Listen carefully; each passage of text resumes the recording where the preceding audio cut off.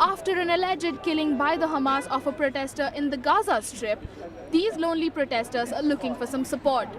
Friday prayers have just ended and the Imam has spoken in solidarity with the protesters, but few have taken to the streets.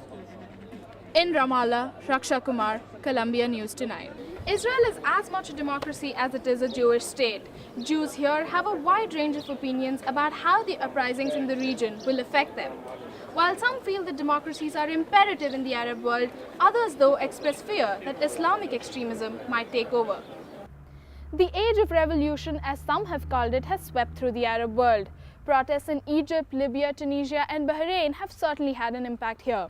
Live from Columbia University in New York City, this is Columbia News Tonight. Good evening, I'm Raksha Kumar. And I'm Kumida Ramanathan.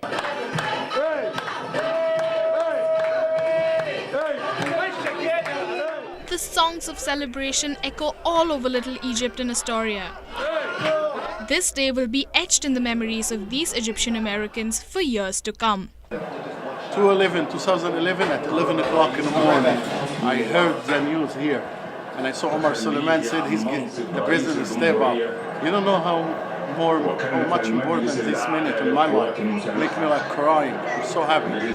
Many here left their countries when Mubarak took charge and have waited patiently for him to leave. We waited a long time for this decision today, but thank God finally we got it, and the people is very happy, and I'm happy for my family and my people in my country.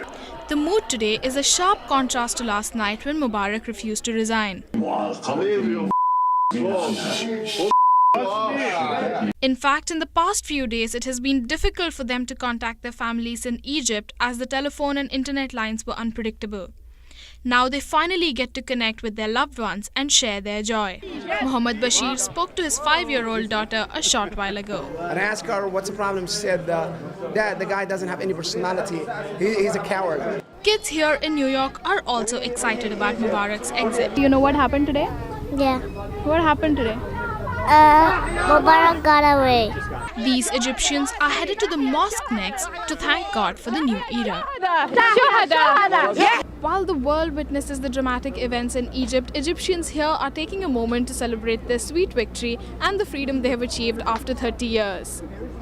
Raksha Kumar, Columbia News Tonight. These machines replaced the 80-year-old lever system to comply with new federal requirements. Voters feed paper ballots into these machines after making their choices with a pen. In the past month, the Board of Elections held many demonstrations across New York City to educate the public about these new voting machines. Despite that, in this West Harlem polling site, there are mixed reactions. Raksha, what are the critics saying about the expansion?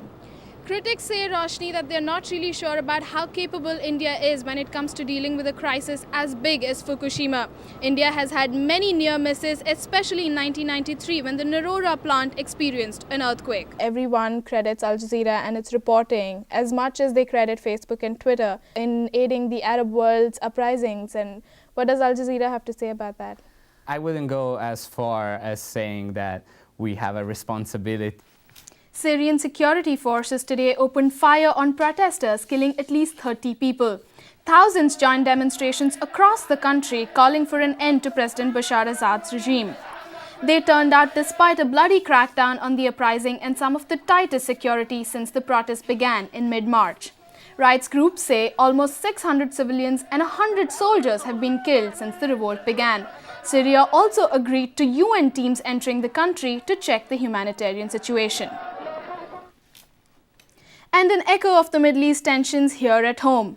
The City University of New York has decided to withdraw an honorary degree from a well-known playwright because of his views on Israel. Alexa West has more. And selling stolen credit card information has gotten easier with the internet. Take, for instance, this website. Anyone can register with an email address and be given access to choose from a wide range of stolen credit cards. Thanks for watching. Have a good night.